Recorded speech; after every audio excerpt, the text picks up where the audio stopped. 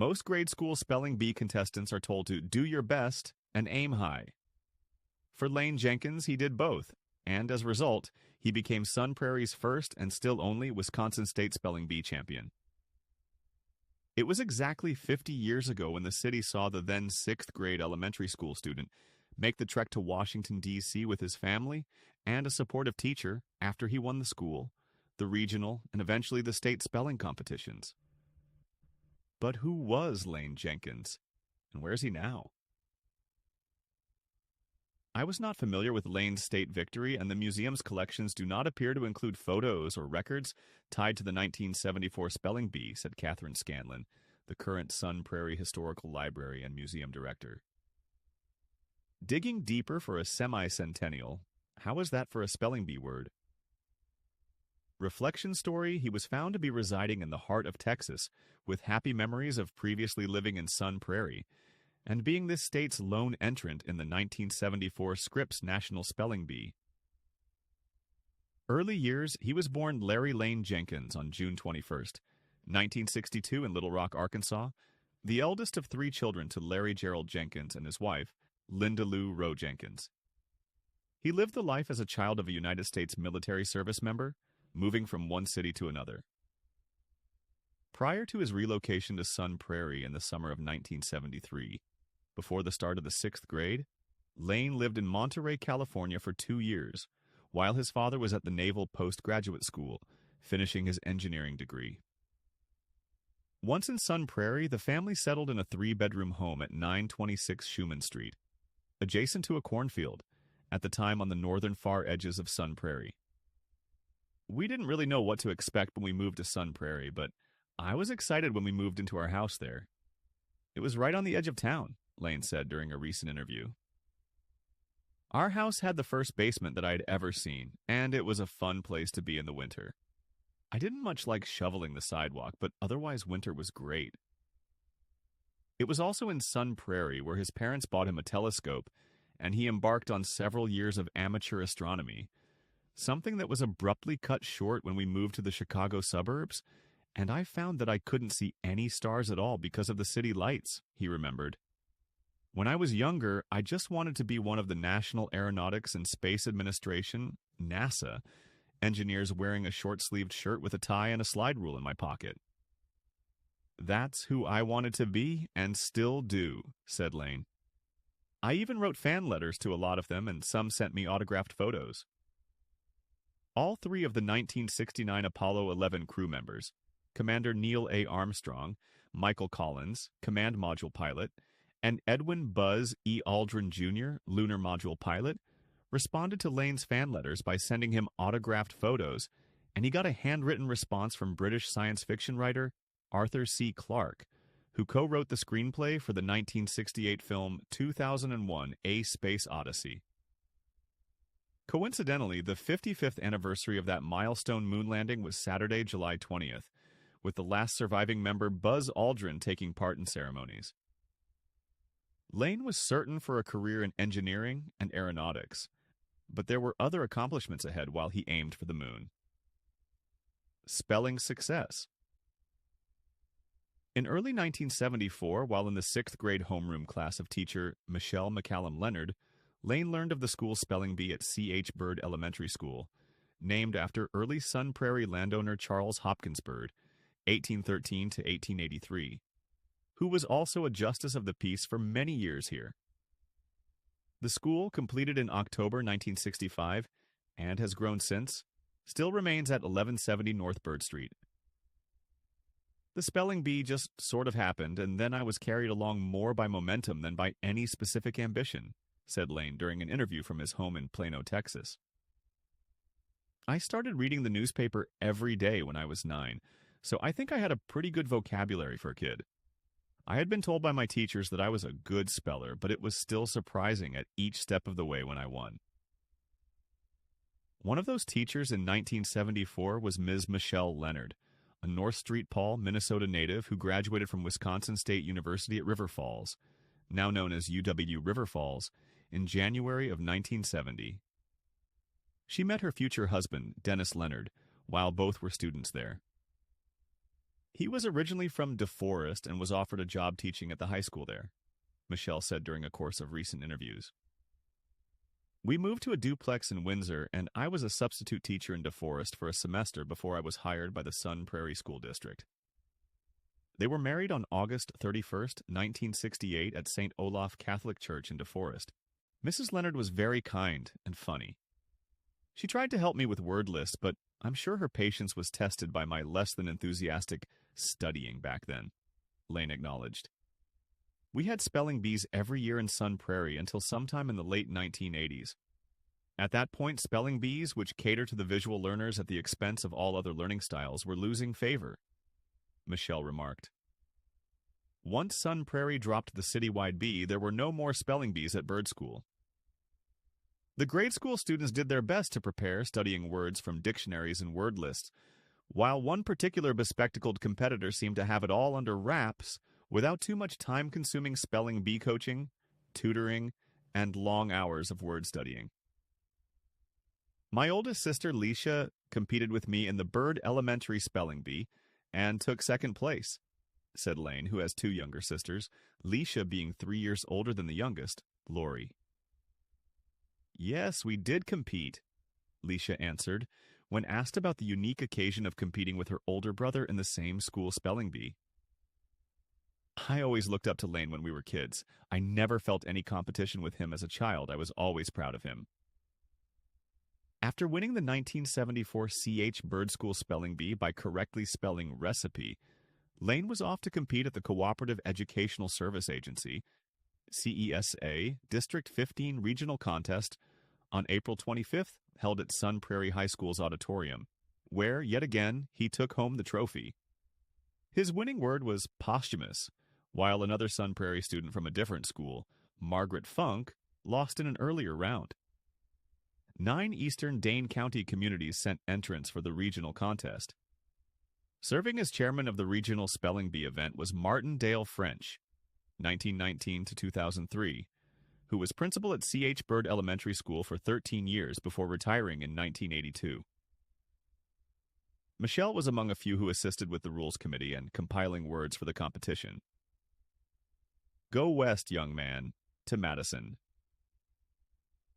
At age 11, Layne had won 2 spelling bee contests and was now on his way to a 3rd higher-level spelling challenge, the Wisconsin Badger State Spelling Bee, scheduled for May 4th at Madison Area Technical College's auditorium in Madison, which was sponsored by the Wisconsin State Journal newspaper. It was in that daily periodical the next day where readers learned that Layne had been victorious at the 1974 State Spelling Bee contest with the headline, "Layne Jenkins Wins Bee." He edged out 50 other statewide youth to hold the trophy of his accomplishment. When asked if he still has his 1974 gold-plated state bee trophy, Layne said he has it at home. Oh, I never concealed my past glory as a champion speller. The state trophy has been on a shelf in my living room since before the kids were born. Layne said of his daughter, Camille, and his son, Brendan. They roll their eyes when I talk about it, but the truth is they're both great spellers themselves. But I think maybe spelling bees have faded from fashion a bit in recent decades. After 3 hours on stage and 28 elimination rounds during the contest, Layne's winning word at the state competition was adherence, after he correctly spelled despicable, which was the word that runner-up Robin Ray Gaynor, 12, of Wilmot incorrectly spelled. She was a 3-time state contestant, having been placed 4th in 1972 and 13th in 1973. The newspaper delineated that cards and letters of congratulations poured in from Sun Prairie townspeople and fellow students, while neighbors sent him clippings from newspapers which detailed Layne's victory of being the first from Sun Prairie to win the state spelling bee. Additionally, CH Bird School held a Layne Jenkins Recognition Day on May 7th, with officials from the local, regional, and state spelling contests attending. I remember they had a celebration of my achievement at Bird Elementary, and that was fun to be a part of, said Layne, while reflecting on his victory 50 years ago. After Layne's state championship, Michelle remarked to the Wisconsin State Journal that he is one of a kind. He reads an enormous amount and had done little to prepare for the state contest. Michelle also got an unexpected task from the state spelling bee sponsors, asking her to provide the Wisconsin State Journal with telephone updates about Layne while at the national competition. In one June 5, 1974, she reported, "Well, so far so good," adding Layne had performed calm and collected, but had also luckily inherited fairly well-used familiar words during the first day of the National Spelling Bee. "Prior to the state spelling bee, I had asked my husband if he wanted to go, but he was busy building our new home in DeForest," said Michelle. "I went alone, parked, and fed the meter a couple hours worth of money." While Layne was accepting praise, congratulations, and posing for photos with the 21-inch trophy, Michelle left to go home. "When I returned to my car, the meter had expired and I had a first and only parking ticket. The teachers at Bird School were excited for Layne and for me," said Michelle. "The kids were pretty thrilled. We added Layne's state championship word to our spelling list the next week. Every student proudly got the word correct on the spelling test." One other reward for winning the Badger State Spelling Bee was Layne's automatic entry in the 1974 Scripps National Spelling Bee, which was held in the Grand Ballroom of the historic Mayflower Hotel in Washington, D.C. on June 5, 6. That year, 80 students from around the country as well as Guam and Puerto Rico competed for the national title. Family trip, exactly 1 month after his state victory, and with one more week of school left, Layne and his family embarked on a road trip excursion to the nation's capital city and enjoyed having luxury accommodations at the host hotel. "My dad packed the whole family in the car and we made a road trip out of it," said Layne. "It was fun seeing a part of the country I'd never been through before, and I saw the Goodyear blimp flying around when we were near Akron, Ohio, and that was a hit for me." During a recent interview, Layne said he and the other contestants spent a lot of our free time at the Smithsonian. "I remember seeing the original Star-Spangled Banner and was surprised just how big it was. We also stopped by the National Geographic Society headquarters and looked through their exhibits, and I bought a book on North American wildlife that I still have. Beautiful illustrations, of course." One memorable moment for the Wisconsin contingent, which included the 5-member Jenkins family and also teacher Michelle and her husband Dennis, who flew to Washington as the Jenkins family drove there, was a tour of the White House, where Layne noted they were supposed to meet President Richard Nixon. At that time, Nixon was embattled in the Watergate scandal, in which he would resign from office 2 months later on August 8. Taking his place to meet the visiting students, parents, and teachers was First Lady Patricia "Pat" Nixon. I remember meeting Pat Nixon at a reception held for the contestants. She was gracious and had very soft hands. I felt special that she shook my hand even though I was a 10-year-old child, said Layne Jenkins during an interview as she was about to take a flight to Kenya and Tanzania for a group safari. I recall feeling bad for her when her husband resigned 2 months later. After orientation meetings, tours of noted attractions of Washington, a boat ride down the Potomac River to see Mount Vernon during a sunny late spring day, and other activities for the 80 contestants, it was finally time for the competition. All over, in the hallways, the corners, on the floors of the Mayflower Hotel, the kids were studying word lists and dictionaries. It was crazy, said Michelle, who taught 6th grade in Sun Prairie for all 32 years. She was at C.H. Bird Elementary School for 27 years in the same classroom. Once the middle schools were completed, she taught at Prairie View Middle School for another 5 years before retiring in May 2003. Layne, wearing glasses and his lucky green shirt and pants, as he did at the state spelling bee the month before, competed as contestant number 38 at Nationals, and was ready for the contest, hoping at least to make it to the second day of competition, as that year the spelling bee finals would be nationally televised on PBS for the first time. He did advance to the second day and nearly made the top 10 when he lost on the word serfine, a word meaning a small forceps for clamping a blood vessel. But he took the 11th place loss in stride, and 50 years later, with some humor. I love all words. I've even made a grudging peace with serfine, the word that tripped me up at the National Spelling Bee. Lately, I've been trying to work limbic into a conversation, he joked. Layne had never heard of Serafine before, and neither did many people back home in northeastern Dane County, said the Sun Prairie Star Countryman, the newspaper in the city at the time. One little story that made my day a while back.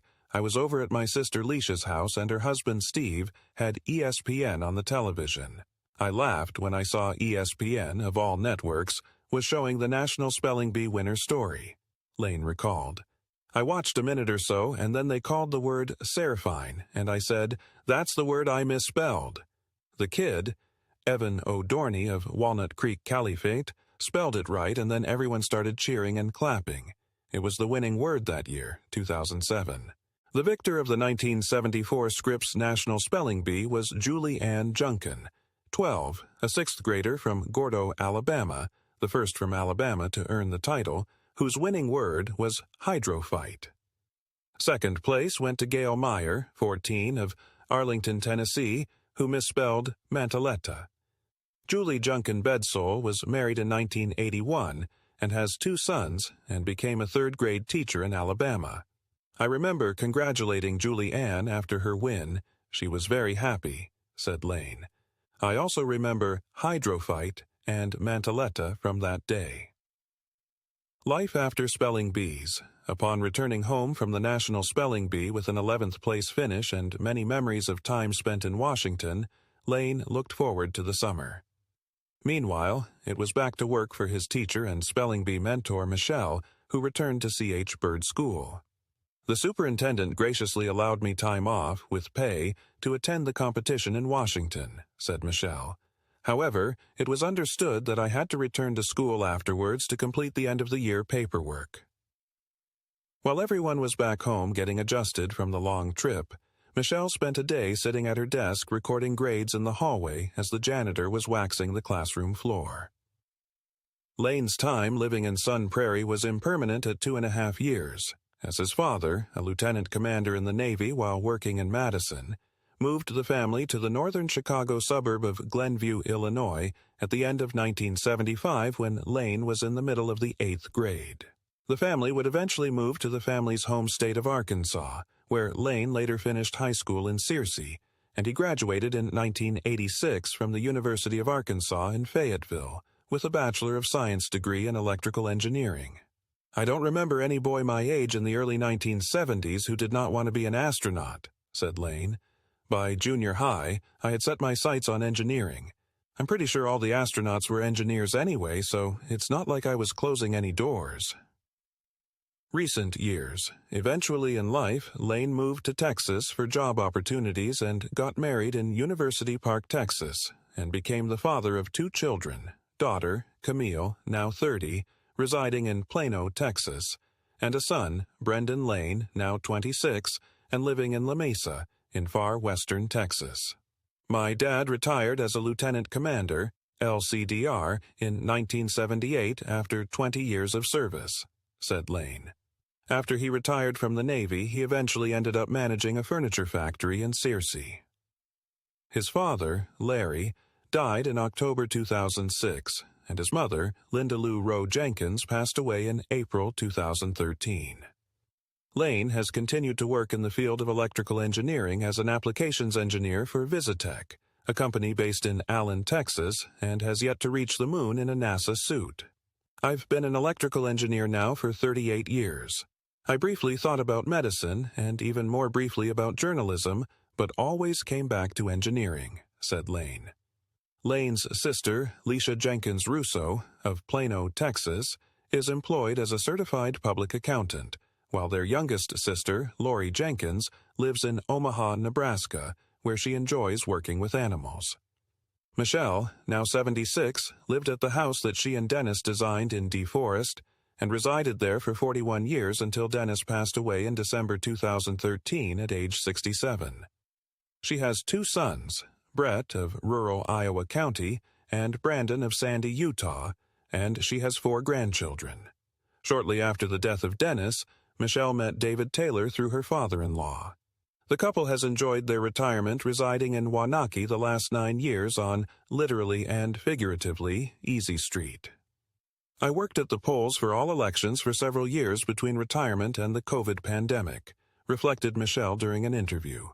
Since then, my service to the community mostly consists of assisting the Lions Group by working on service activities with them, although I am not an official member. Contemplating on his spelling bee accolades, 50 years later, Layne provided some guidance for grade school students who wish to compete in spelling contests. The best advice I could give for being a good speller is to be a voracious reader, and a careful reader, appreciate the words and not just the ideas.